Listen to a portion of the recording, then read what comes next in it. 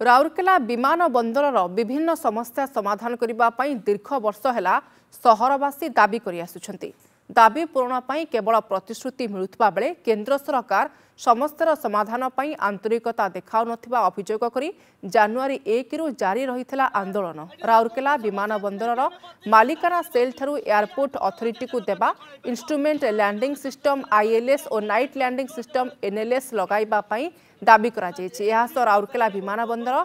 फोर्सी licence airport करने सह देशर समस्त प्रमुख सहर को नियमित विमान चलाचल आरंभ करने राउरकेला सहरवासी दाबी कर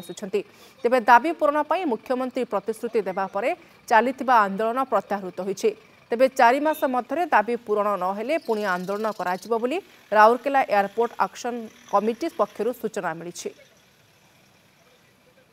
एथिरे जो दाबी करा होची ये दाबी मते लागे यथार्थता एथिरे अछि। सेथिपाई आम सरकार विचार को नौछंती खूब शीघ्र यह उपरे रिव्यू करिवे एवं केंद्र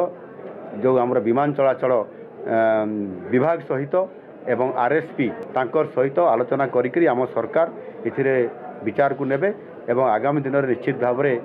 यह केमिति तार प्रगति हेबो एवं ये गोटे स्वतंत्र बड़ एयरपोर्ट हेबो सेथिपाई जत्नवान हेबे। विमानबंदर दाबीटा तो आजिकार नुहे 10-15 वर्ष पुणा दाबी बर्तमान पुणी प्रतिश्रुति मिलला। एबे तो दुईटा जगह गोटे सरकार अच्छी डबल इंजिन सरकार अच्छी आम आशा करूँ सरकार केंद्र सरकार और राज्य सरकार प्रोएक्टिव ये जो राउरकेला विमानबंदर को पूर्णांग करेंगे या फोर्सी लाइसेंस देवे जदि नाला आम अपेक्षा करूँ मसे 2 मास कि 3 मास कि 4 मास अपेक्षा करूँ जदि नाला पुणी बाध्य आंदोलन को बाध्य हो अनुरोध करूँ तांको प्रतिश्रुति को रक्षा करंतु खूब शीघ्र एठियार एयरपोर्ट को सुदृढ़ करंतु जमती समस्त एयर फ्लाइट को सुजोग दिया बड़ बड़ सिटी को सुजोग दिया से चेष्टा करंतु नहेले CI2 या पूर्व आंदोलन करुला पुणी से आंदोलन आरंभ करिवो एवं जनसाधारण से सामिल हेबे बोली हमर आशा। एतिपई जो मुख्यमंत्री आश्वासन देछि करिया पई सते मते लागुनी सेटा ठीक भाव रे सेटा से करिवे तांको प्रस्तुति लागू से करिवार तांकर मनोवृत्ति भी नाही। एटा जदि बहुत शीघ्र न हैला कांग्रेस दल एटा आपनकर एयरपोर्ट पाखरे गोटे विशाल डेमोन्स्ट्रेशंस करिवो।